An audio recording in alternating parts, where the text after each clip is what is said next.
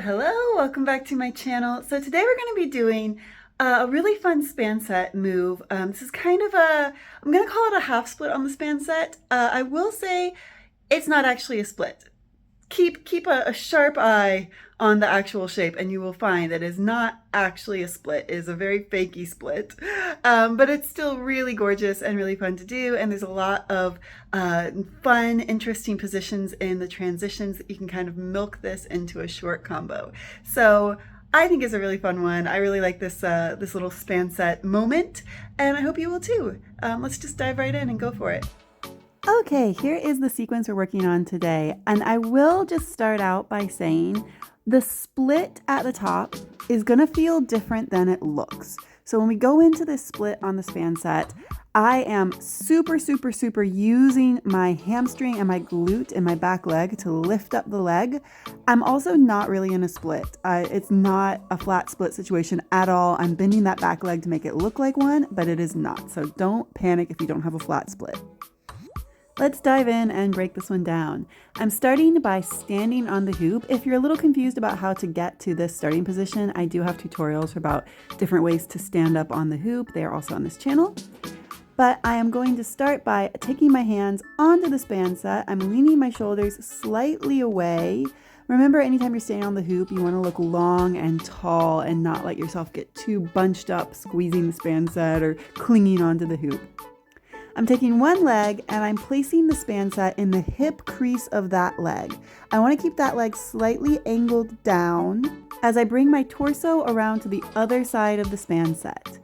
Think of this kind of like a piked position, or kind of like you're making a V with your body. I'm taking my outside hand and reaching down the hoop, grabbing on sort of close to the bottom on the side of the hoop, and I'm leaning my shoulders and torso over as far as I can. I really want to have that V position between my legs and my torso so that the span set can be nicely and securely hooked in the middle of that V. From there, I'm going to take a second just to try to start to lift the weight off of my bottom foot that is still on the hoop. And then I'm going to reach across with that bottom arm and grab the outside of my ankle. You can see that my hand is on top of my foot. That's what I want here. I don't want it to have the inside.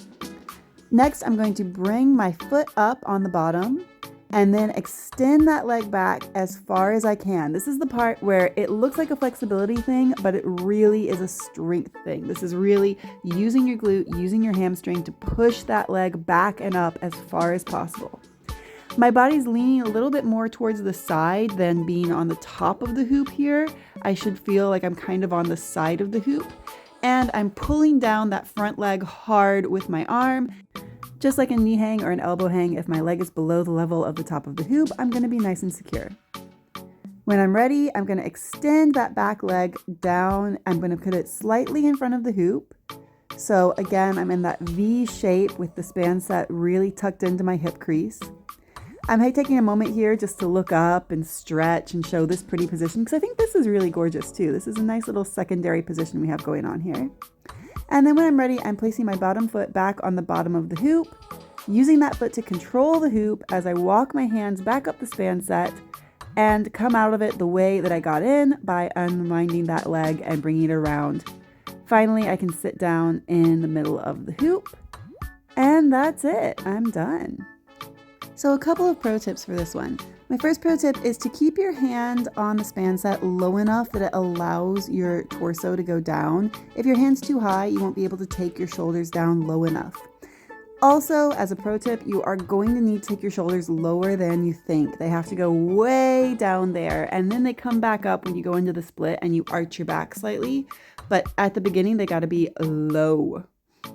And finally, like with so many positions, I'm going to remind you to slightly arch your back and lift your head. That's going to make your body look long and lean and flexible and just make the whole shape pop a lot more. Also, take your time in all of these transitions. There are some really beautiful secondary positions hidden in these transitions. You want to show them all off. Well, that's it. This is one of those that it looks quite simple, but when you do it, you will feel that you really got to use your muscles and your strength to get that back leg up. I'm really pushy with my hamstring and my glutes.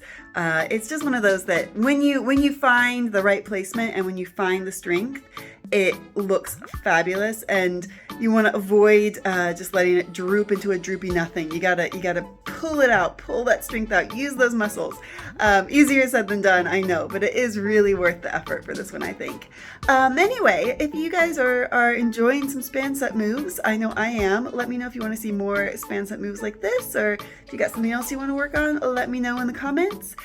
Please also remember to subscribe to this channel because I try to do videos every week, sometimes more successfully than others, but I do try to do a weekly video, and I've got videos coming out all the time, so make sure you subscribe so you don't miss out on anything. And also like this video because that is also extremely helpful. So thanks for watching, and I will see you guys next time.